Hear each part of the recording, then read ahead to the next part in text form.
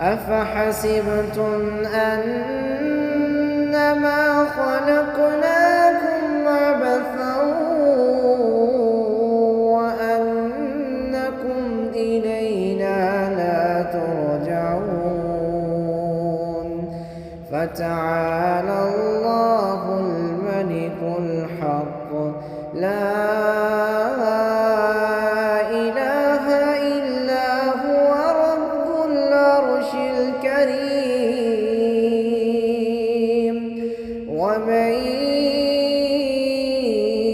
يدع مع الله إلها آخر لا برهان له به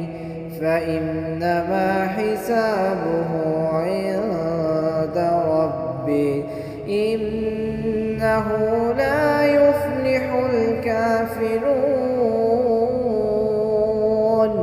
وقل رب اغفر وارحم